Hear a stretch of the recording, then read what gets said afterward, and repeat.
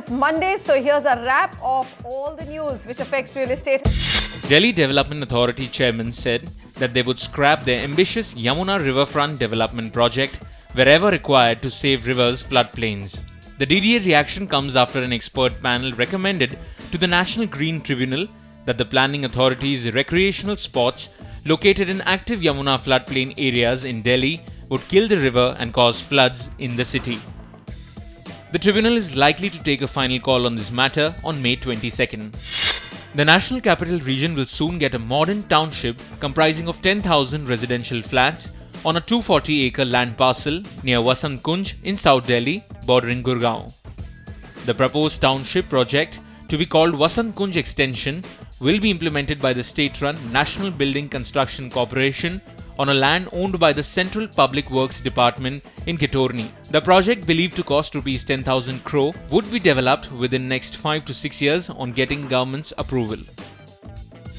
Godrej Properties is believed to be keen on entering the Noida real estate market and is looking for a partner to develop a housing project in this market.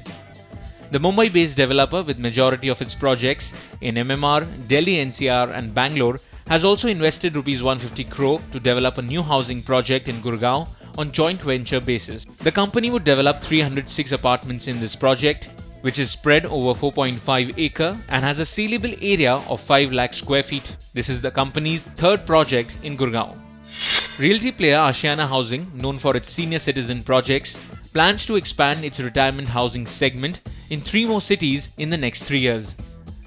The New Delhi-based firm already has 3 senior citizen living projects in its portfolio in 3 cities, including Jaipur, Bhiwadi and Lavasa. It now plans to set up 1 more in Bhiwadi and 1 each in Kolkata and Chennai. According to property consultant Jones Lang LaSalle, the number of elderly population in India is expected to grow to 173 million by 2025, which has now been looked at as a potential real estate market. Shriram Properties, real estate arm of the Rs 60,000 crore Shriram Group, plans to raise Rs 1,000 to 1,500 crore of equity for developing new projects. The company, with the land bank of around 1,300 acres, is in talks with various private equity funds, including existing investors, to raise money. The developer has already attracted Rs 1,800 crore from 7 PE funds till now.